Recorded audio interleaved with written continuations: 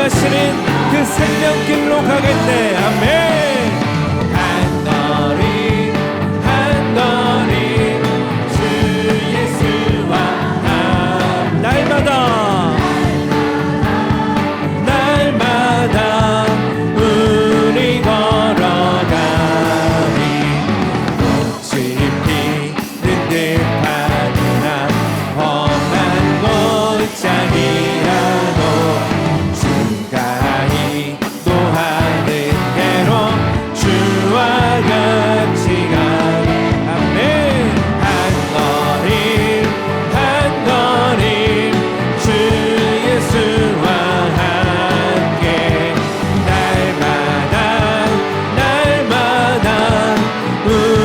4절입니다. 옛 선지자의 녹같이 옛 선지자의 녹같이 우리는 더 천국에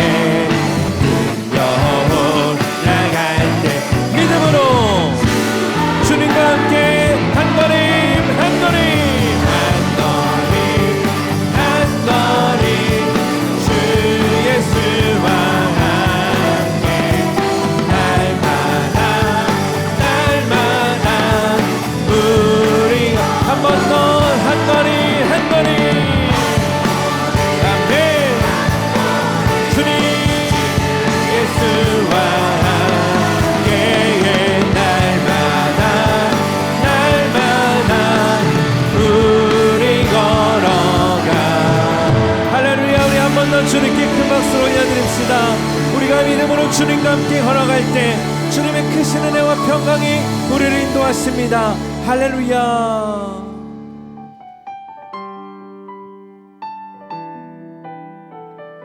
오늘 이 시간 우리가 주님의 그 사랑스러운 음성을 듣기 원합니다. 우리에게 말씀하시는 주님 바라보며 함께 노래합시다. 나의 안에 거하라. 나의 안에 거하라.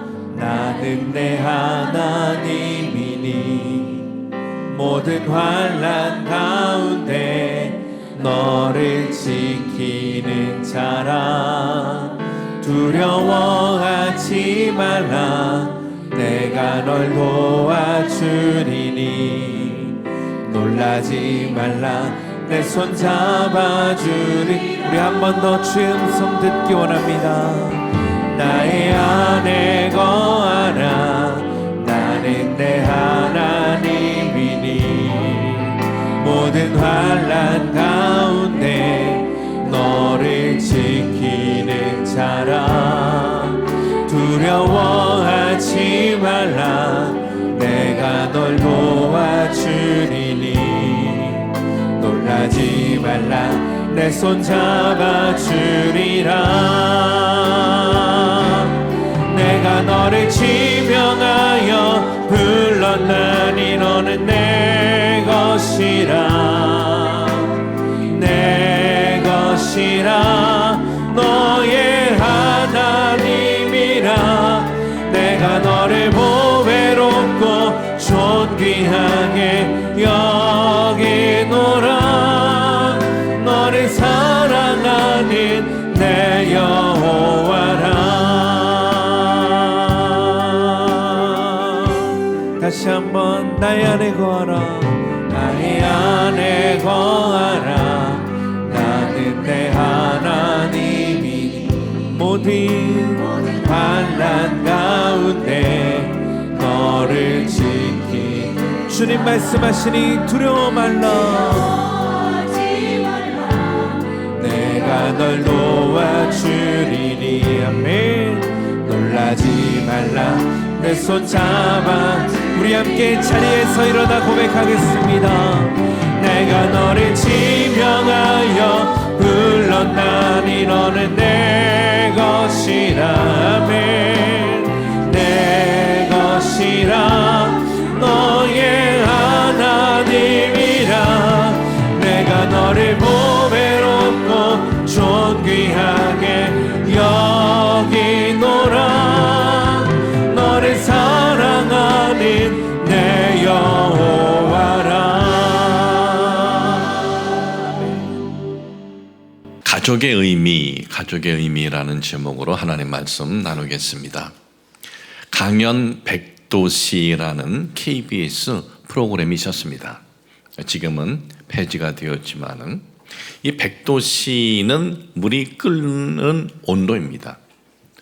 백도시에 물이 끓듯이 인생을 살아갈 때 이렇게 삶을 살았더니 그 어려운 환경, 힘든 환경을 잘 이겨낼 수 있었습니다 라는 평범한 사람들이 나와서 생방송으로 강연을 한 것이 바로 강연 백도시입니다. 거기에 78세 되신 박영민 할머니께서 나오셔서 강연을 하신 적이 있습니다. 할머니가 15살 때 6.25 전쟁이 일어났습니다. 할머니께서 사시는 그 지역은 이 전쟁이 너무 치열하고 그리고 폭탄이 많이 떨어지는 바람에 방공호로 숨어 들어갔습니다. 그런데 방공호에도 폭탄이 떨어진 거예요. 폭탄이 떨어지고 큰 불길과 함께 정신을 잃었습니다. 나중에 정신이 차렸을 때는 온몸에 화상을 입었습니다.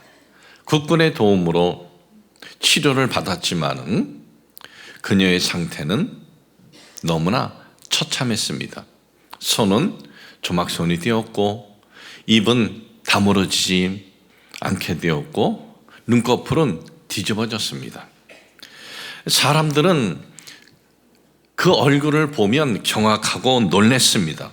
전쟁 이후에 성형수술을 여러 번 받았습니다. 그러나 그 시절에는 성형기술이 뛰어나지도 않았고 그래서 여러 번 실패를 했고 자신의 그 상태가 더 이상 좋아질 수 없다라고 판단이 되었을 때 마음에 큰 낙심이 되고 절망이 되었습니다. 너무나 슬펐습니다. 많이 울었습니다.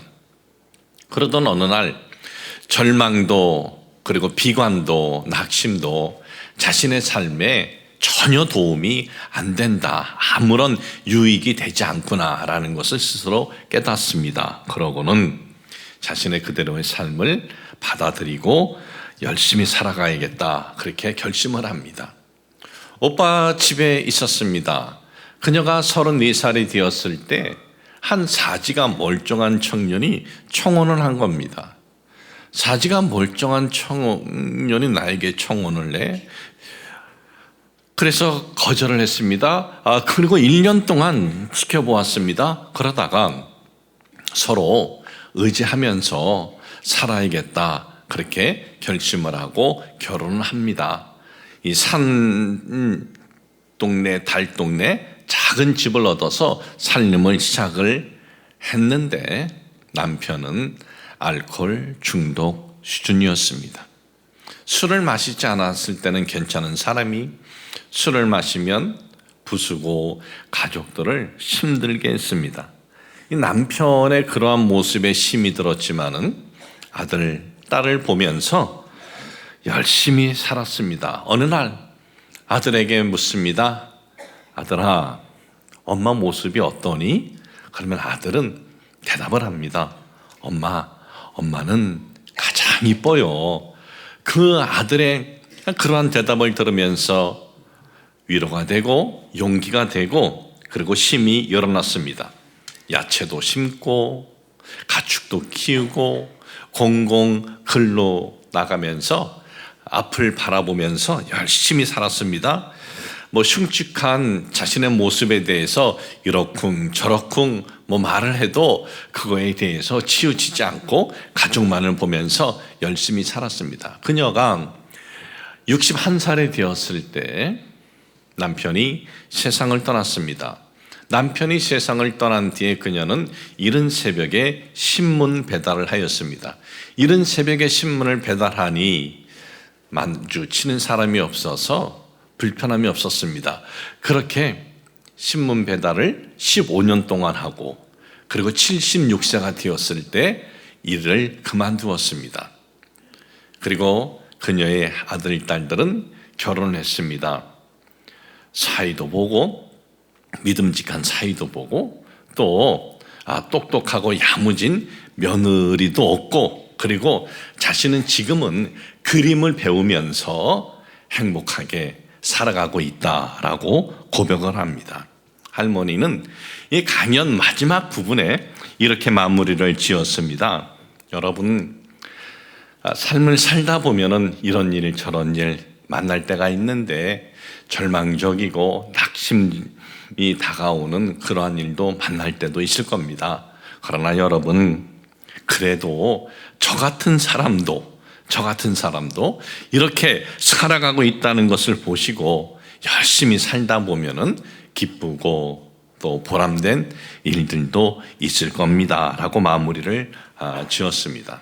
저는 그 당시 그 할머니의 강연 생방송 내용을 쭉 보면서 어떤 마음이 들었냐면, 저 할머니가 15세 꽃다운 나이 때 저런 큰 어려움을 당했는데 어떻게 이 강연하는 자리에까지 나와서 나 같은 사람도 이렇게 살았는데, 여러분 살면서 힘든 일 만나도 열심히 살다 보면은요 좋은 일 있을 겁니다. 저런 강연을 하기까지 그 어려운 과정을 어떻게 이겨낼 수 있었을까? 그 원동력이 뭘까? 이렇게 저는 그걸 생각하면서 봤는데 나중에 알게 되었습니다. 바로 가족이었다는 거예요. 아들, 딸들이 나와가지고 자기 어머니, 그 할머니가 강연하는데 아들, 딸들이 더 기뻐하고 더 신나하고 더 응원하고 그러는 거예요. 바로 그 자리에서 그 아들, 딸의 그런 모습을 보면서 저 할머니의 인생에서 힘들고 어렵고 답답했을 때 그 아들, 딸들이 엄마가 세상에서 제일 예뻐요. 엄마가 제일 좋아요. 얼마나 정말 힘이 되고 위로가 되었겠습니까? 여러분, 가족 공동체는요 이렇게 큰 힘과 용기와 격려가 될 수가 있는 거예요. 이 가족 공동체, 우리의 가족 공동체는 어떻습니까? 우리의 가족 공동체가 위로와 용기와 힘이 되는 그러한 가족 공동체입니까? 이 5월은 가정의 달이다 그래요. 가정의 달이다. 그래서 어린이날도 있고 어버이날도 있고 부부의 날도 있습니다. 이 가정의 달, 우리의 가족은 어떤 공동체인가, 위로와 소망과 용기의 공동체인가 다시 한번 돌아보면서 여러분들의 가정이 위로의 공동체, 또 용기의 공동체, 격려의 공동체가 되시기를 주님의 이름으로 축복을 합니다. 여러분, 가족이라는 이 공동체는요 인류가 시작하면서 우연히 생긴 것이 아닙니다. 하나님께서 이 우주 만물을 창조하시고 우리 인간을 창조하시면서 가족의 공동체도 하나님께서 세워주신 거예요. 여러분, 이 우주는 지금도 신비해요.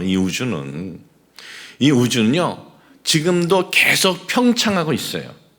지금 평창한 우주의 그 끝에서 끝이 현재까지 발견한 그 거리가 얼마나 되는지 아세요? 900억 광년이라는 거예요.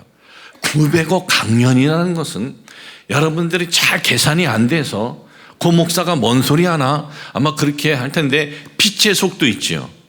빛의 속도로 900억 년을 가야 된다는 거예요. 그래도 못 알아들으면 그냥 못 알아듣는 대로 사셔도 돼요.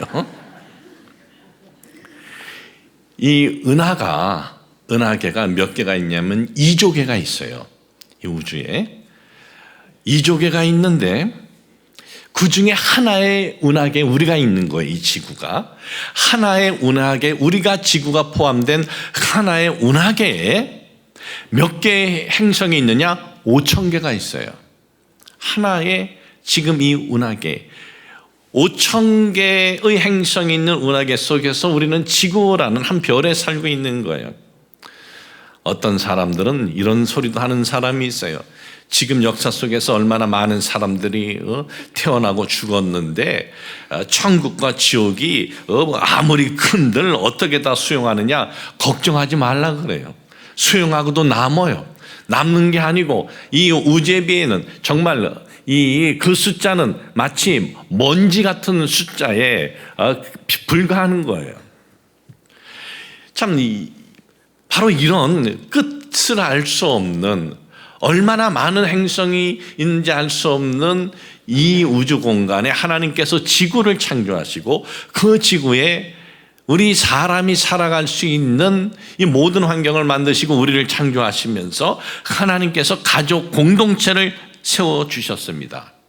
오늘 여러분들에게 봉독해드린 본문 말씀 창세기 1장 27절 28절에 보면은 하나님이 자기 형상 곧 하나님의 형상대로 사람을 창조하시되 남자와 여자를 창조하시고, 하나님이 그들에게 복을 주시며 하나님이 그들에게 이르시되 생육하고 번성하여 땅에 충만하라, 땅을 정복하라, 바다의 물고기와 하늘의 새와 땅에 움직이는 모든 생물을 다스리라 하시니라 그랬어요.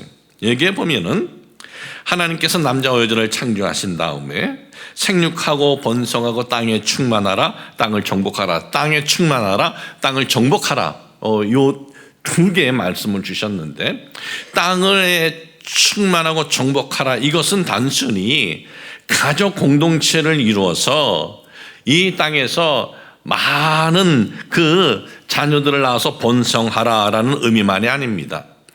자녀들을 낳고 가족이라는 공동체를 이루면서 살아갈 때에 정복하라, 이 정복하라라는 단어가 카바시, 이 히브리어 단어인데 이 뜻은 뭐냐면은 발로 밟아버리다 또는 복종케 하다라는 뜻이에요.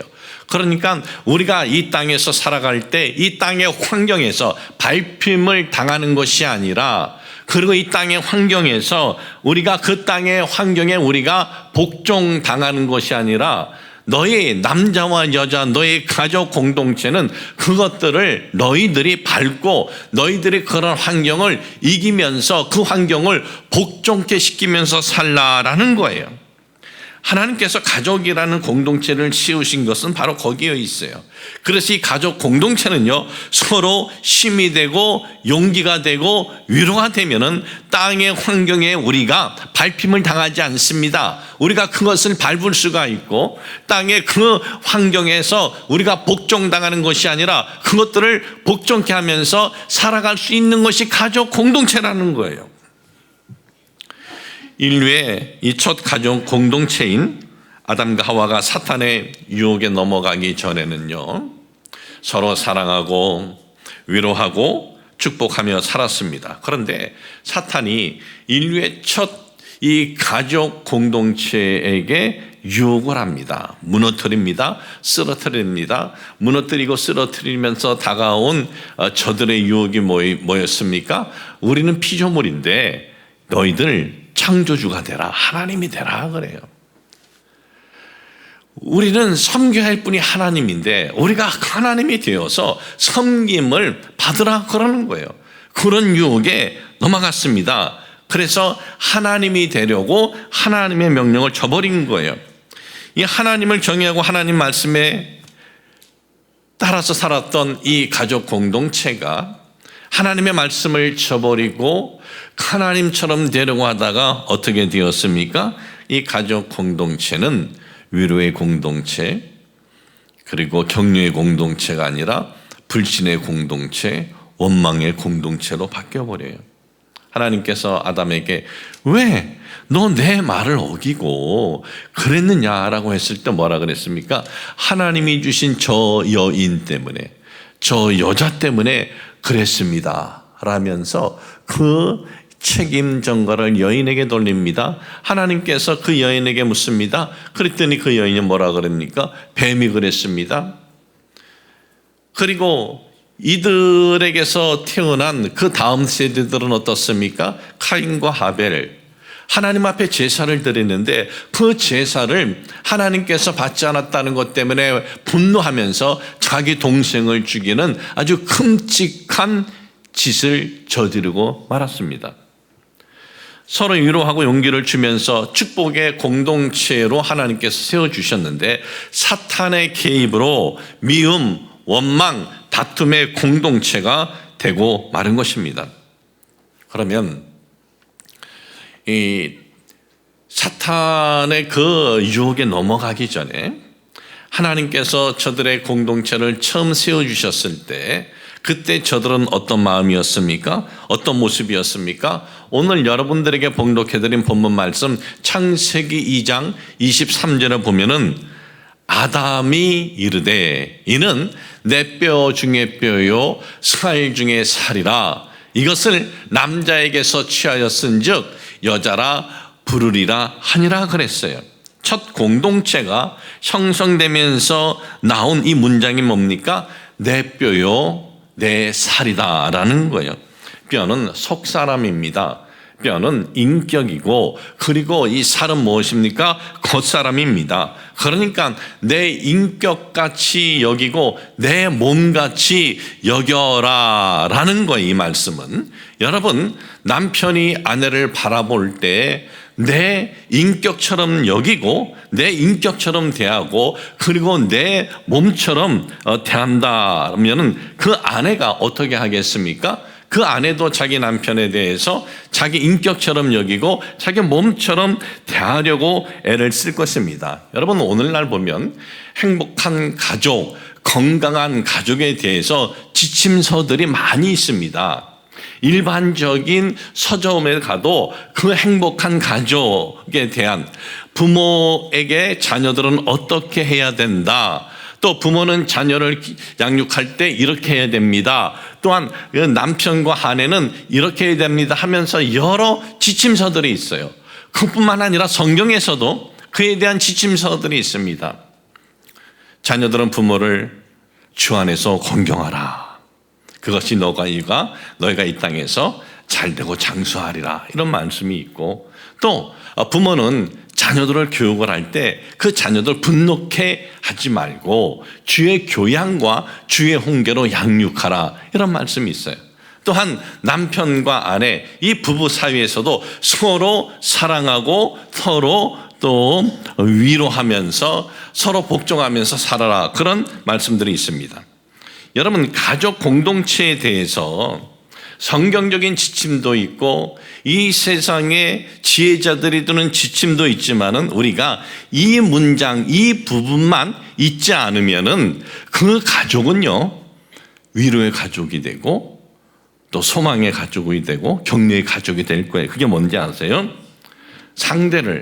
가족의 상대를 그러니까 내 아내든 남편이든 내 부모든 내 자녀든 상대를 내 인격처럼 내 몸처럼 여기며 대하려고 애쓰라라는 거예요.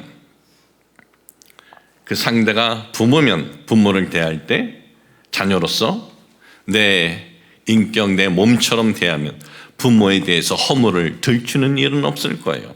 또한 그 부모가 자기 자녀에 대해서 부모의 그 인격과 부모의 그 몸처럼 대하면 그 자녀가 마음에 분노나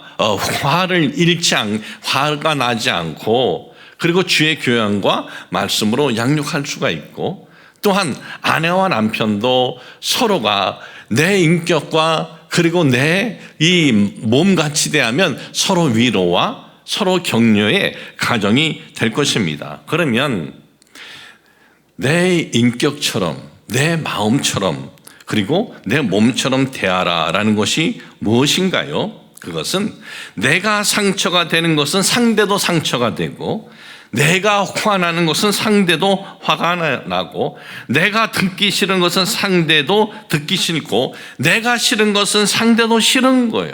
그러니까 내가 싫은 것, 내가 상처되는 것, 내가 화가 나는 것 상대도 싫고 상대도 상처되고 상대도 화가 난다는 거예요. 그것을 우리가 염두에 두고 행동하고 말을 하면 된다라는 것입니다. 그럼 반대로 내가 좋은 것, 내가 기뻐하는 것, 내가 평안한 것은 상대도 좋아하고 상대도 평안하고 상대도 기뻐하는 것 이것을 염두에 두고 서로 대하는 것입니다. 바로 그럴 때 가족 공동체는 부모로부터 또는 자녀로부터 아내로부터 남편으로부터 서로 위로와 용기의 공동체가 된다라는 것을 잊지 마시기를 주님의 이름으로 축복을 합니다. 여러분, 우리가 살아갈 때 우리가 바로 이것을 잊지 말고 한번 여러분들이 행동하고 말하고 한번 해보십시오. 그런데 우리는 뭐가 문제냐? 우리에게 있어서 문제는요, 이 가족은 자주 보니까, 그리고 가족은 어떤 뭐 허물이라도 이 자주 보고 믿을 수 있으니까는 쉽게 한다는 거예요. 쉽게. 행동도 말도 쉽게 한다는 거예요. 가끔 보는 타인에 대해서는 그렇지 않아요. 가끔 보는 타인에 대해서 눈치도 보고 상대가 또 어떻게 생각할 건가 생각도 해요. 상대가 이거에 대해서 불편하진 않을까 그런 생각을 해요. 가끔 보는 남에 대해서는 그러면서도 자기 가족에 대해서 너무 쉽게 한다는 거예요. 여러분, 잊지 마십시오.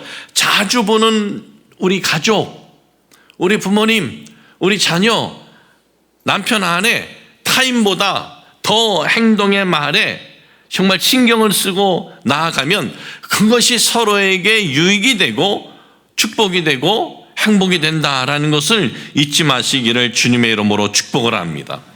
우리 가족이 이런 마음을 갖고 살아간다면 우리가 이 세상에서 살아갈 때 그 어떤 환난이 있고 그 어떤 고난이 있고 그 어떤 어려움이 있어도 이기지 못할 것이 없다라는 것을 잊지 마시길 주님의 이름으로 축복을 합니다.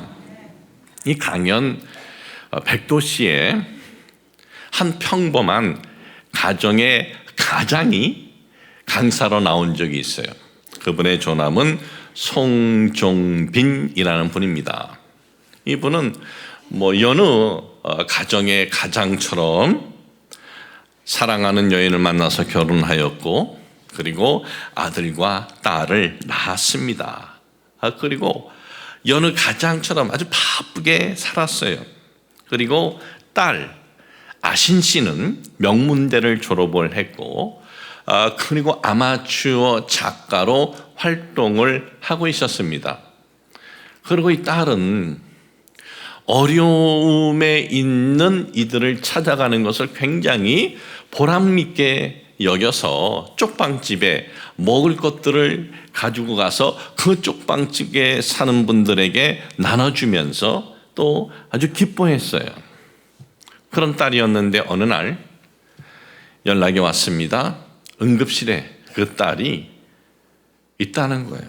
병원 응급실에서 부랴부랴 달려갔습니다. 의식이 없는 거예요. 의사는 말을 합니다.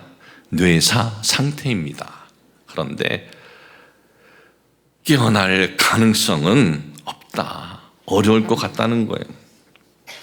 의사는 어려울 것 같습니다. 불가능합니다. 라고 말을 해도 이 딸이 멀쩡하게 보이는 거예요. 멀쩡하게 자는 것 같이 보이는 거예요. 그 딸을 보면서 숨도 쉬고 있고 멀쩡하니까 살아날 수 있을 것이다 라고 생각을 했는데 하루가 갈수록 상태가 급격히 나빠지는 것이 보이는 거예요. 결국 응급실에 실려온 이 딸 4일 만에 장기 기증에 사인을 합니다. 이 장기 기증에 사인한 것은 그 딸이 훗날 자기가 죽으면 장기 기증을 할 것이라는 의지 때문이었습니다. 그런데 아내가 우리가 다른 장기는 다 기증을 해도 눈만은 기증하지 않겠다고 한 거예요. 왜? 먼 곳에 가려면 눈이 있어야 되지 않겠느냐. 눈이 안 보이면 먼 길을 갈 수 없지 않겠느냐. 그래서 눈 외에는 다 주라 사인을 했습니다. 이제 그렇게 딸을 이제 떠나보냈습니다. 딸을 떠나보내고 난 다음에 너무 공허한 거예요. 딸이 방 안에 있는 것만 같은 거예요. 문을 열어봅니다. 딸의 방에. 근데 딸이 없어요. 문을 닫고 나오면 그 딸이 또 그 안에 있는 것 같아요. 또 열어봐요. 근데 딸이 없어요. 문자를 보내요. 핸드폰으로. 그런데 문자를 아무리 그렇게 보내도 답이 없어요, 답이.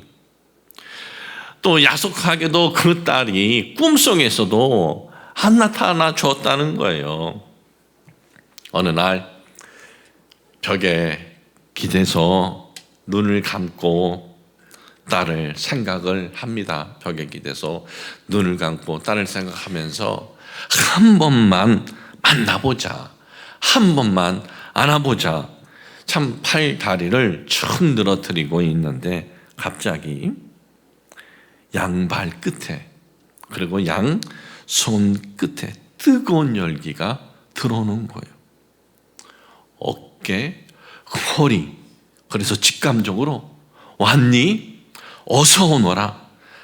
아빠가 너한테 잘 못해줘서 미안하다. 이러니까 딸이 이렇게 말하는 것 같더래요. 아빠, 아니에요. 괜찮아요. 저 잘 있어요. 그리고 잠시 후 빠져나가 버렸다는 거예요. 가지 말라고 외쳤지만 그냥 빠져나가 버렸습니다. 그분은 그 딸의 영이 자기에게 왔다 갔다고 그렇게 믿고 있다고 얘기를 합니다. 평소에 딸이 아끼던 1300권의 책들이 있습니다. 그 책들을 잘 정리해서 시골에서 있는 어떤 고등학교가 필요한 학교에 그것을 보내고 기증을 하고 하늘나라에서 지켜보고 있을 딸을 위해서 자랑스러운 아버지로 살아가고 싶다고 해서 강연, 이 백도시에 나와서 강연을 이렇게 합니다라고 합니다. 그리고 그분은 이렇게 마지막을 마무리 지었습니다. 마지막으로 이 자리를 빌려서 딸에게 말을 해도 될까요?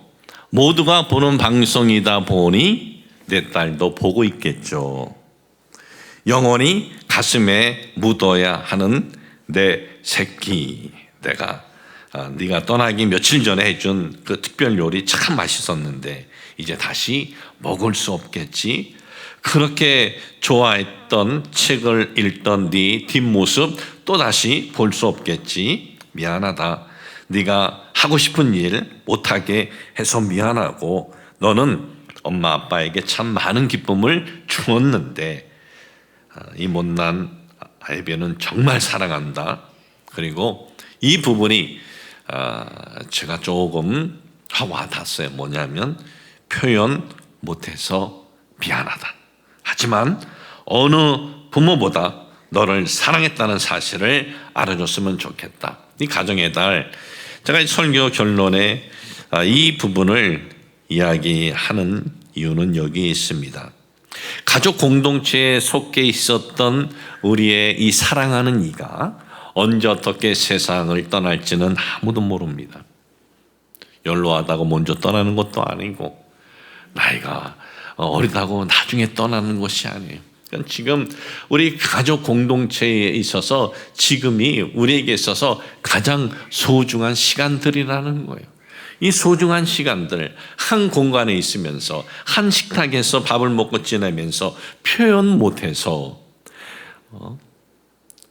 우리가 마음 아파하지 말고 지금 같이 이렇게 보고 있는 이 기회가 있을 때 서로 표현하고 서로 어떻게 하면 위로가 될까? 어떻게 하면 용기가 될까? 그런 가족 공동체가 우리 순복음 원단교회 모든 성도들 가족 공동체가 되기를 주님의 이름으로 축복을 합니다. 제가 지난달에 로스앤젤레스 이제 부모님 댁을 갔습니다. 그리고 동생들한테 또 부모님이 연락을 해서 형이 오니까 오빠가 오니까 너희들도 시간 맞춰서 와라. 그래서 시애틀에 있는 동생은 또 금요일까지 자기 할 거 다 하고 토요일날 아침 비행기로 오고 또 텍사스에 있는 또 남동생도 자기 일 금요일까지 다 마무리 짓고 금요일 저녁 비행기 타고 또 LA에 있는 동생은 뭐 이렇게 픽업도 가고 이렇게 했는데 네, 아버지 댁에서 이제 다 이렇게 모였는데 여동생 중에 한 명이 그러는 거예요. 오빠, 자주 오네? 그러는 거예요.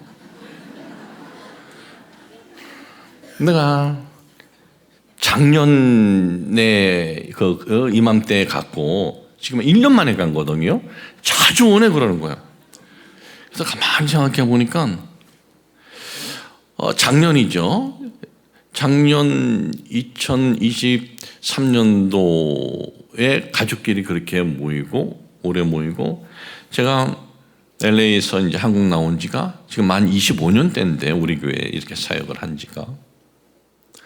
그러면 사역을 하기 전에 사역을 하면서 내가 미국을 1년에 한두 번은 늘 들리는데 가족끼리 함께 그러면 우리가 이렇게 다 오남매하고 부모님하고 모인 적이 있었는가 보니까 한 번도 없었던 거예요.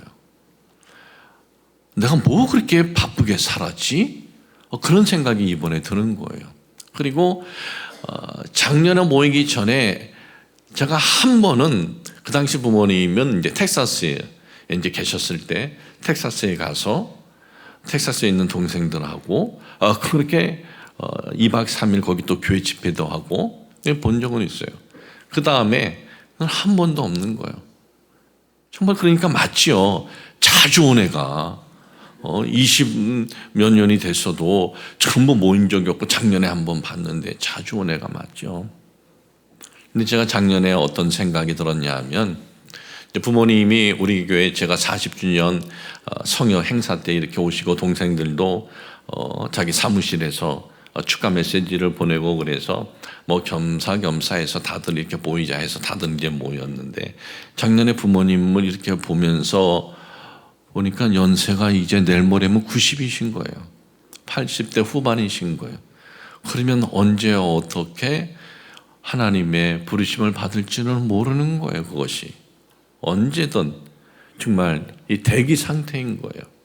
그리고 우리가 형제 자매를 하더라도 결혼하고 나면 자기 아내가 있고 자기 자식이 있어서 거기에 다 집중하기 때문에 형제 자매들과는 사이가 결혼도 안 하고 한 지붕 밑에 있을 때하고는 많이 달라지지 않습니까?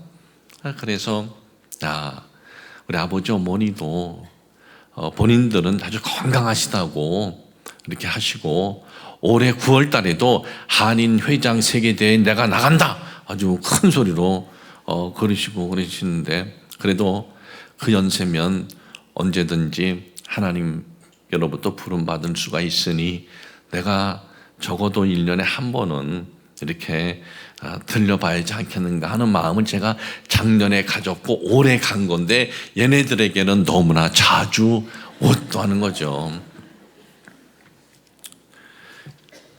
뭐 그렇게 바쁘다고 그렇게 내가 살았는가 하는 그런 마음도 들더라고요. 정말 죄송스럽기도 하고 부모님께 형제들에게는 별 그런 마음은 없고 형제들은 자기네들도 뭐 열심히 잘 살았는데 그리고 경제적으로 보면 제가 제일 약한데 밥 먹을 때는 돈 낼 생각은 아무도 안 하더라고. 장남이 내라 이거지. 여러분 우리가 참 지금 아직 기회가 있다는 것이 정말 축복입니다. 한 공간에 있을 때, 한 식탁에서 있을 때, 또 이 서울에 이렇게 가까운 데 있을 때 서로 우리가 이렇게 보고 있을 때 서로가 서로를 내 인격을 대하듯 내 몸을 대하듯 위로와 용기와 기쁨을 주면서 살아가는 가정들이 되시길 우리 주님의 이름으로 축복을 합니다. 하나님 아버지, 우리 가족 공동체들이 어떤 상처나 아픔의 다툼의 공동체가 아닌 위로, 용기, 격려의 공동체가 되도록 우리 주님 도와주시옵소서. 그리고 우리가 우리 가족 공동체를 바라볼 때 내 인격, 내 몸처럼 대하도록 애쓰고 노력하도록 저희들을 도와주시옵소서. 예수님의 이름으로 기도합니다. 아멘.